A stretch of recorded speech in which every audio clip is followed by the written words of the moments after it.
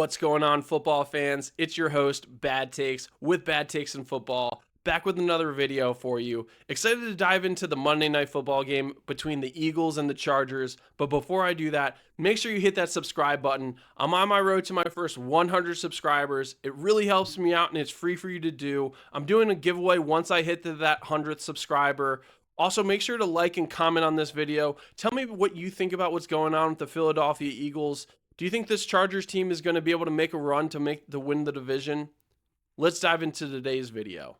The Chargers in overtime won against the Eagles 22-19.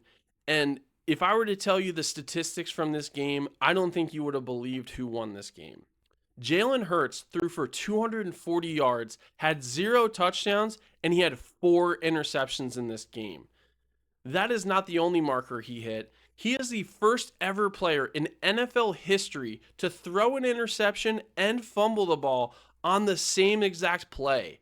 That is not something that you want to be remembered for. He might have been the only person on this Eagles team, in my opinion, that was really struggling.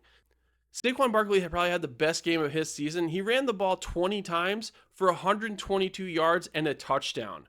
His biggest play came on a fake tush push, and he ran the ball in for 52 yards on that play. A.J. Brown, the guy that's been complaining all year about not getting enough targets, he also had 100 yards in this game, but still, this Eagles team found a way to lose, and unfortunately for them, this purely went on the shoulders of Jalen Hurts, in my opinion. Again, he had 4 interceptions in this game. Every single time it felt like they were moving the ball, he would throw the ball away to one of the Chargers players. And again, that is the biggest reason why this Chargers team won. Justin Herbert threw for 139 yards, had 1 touchdown and 1 interception in this game. He was also the leading rusher for the Chargers.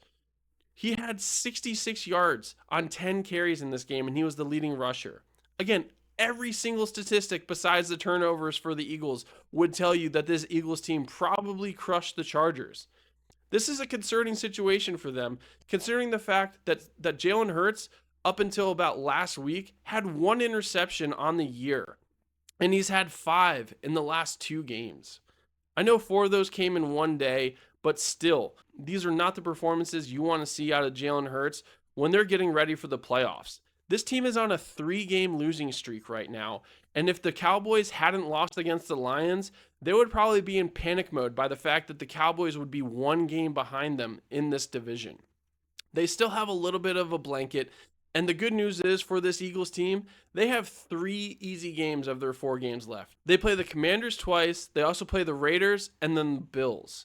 I expect at least 3 wins of these next 4 games, and that will be a crucial aspect of this Eagles team if they want to have any sort of rhythm and momentum going into the playoffs, because I do expect to see them there. Now, on the other side, this Chargers team, they need to figure out some things on the offensive side. The Chargers offensive line really struggled against the Eagles pass rush. Justin Herbert was constantly running for his life, which is why he was the leading rusher for this Chargers team, and he was getting hit pretty often. From a passing perspective, he was obviously struggling there as well. Justin Herbert was only able to connect with receivers 12 of his 26 attempts. That's a less than 50% completion percentage. That is one of the lowest in Justin Herbert's career. From a receiving perspective, their running back was actually the leading receiver. Kamani Vidal had 60 yards receiving on this game, which gave him the top numbers. Again, this Chargers team, they have some big games coming up as well. They go up against the Chiefs, which could technically knock the Chiefs out of the playoffs if they win and would secure their spot in the playoffs as a 10-win team. That is huge for this Chargers team. And so they really need to figure some things out on that offensive line and from an offensive perspective going into Kansas City against a desperate Kansas City Chiefs team. Not many people want to go up against the Chiefs on a regular basis, but a desperate one, even with how they've been playing recently, is still a scary thought in my opinion. When it comes to this Eagles team, again, I really do hope that they figure some things out in the next coming weeks. This is their 3rd straight loss, and so they really need to pick things back up if they want to have any sort of confidence in the playoffs. This team to me looks a little bit lost. Again, you're seeing some pretty solid numbers from players that has been struggling, like Saquon Barkley and like A.J. Brown, which is crazy to think about. But Saquon Barkley still at this point would be lucky to get a little bit over 1,000 yards on the season, which is a huge drop from last year's 2,000 plus yard season. What do you think is going to happen with this Eagles team? Do you think the Chargers are going to be able to take over their division?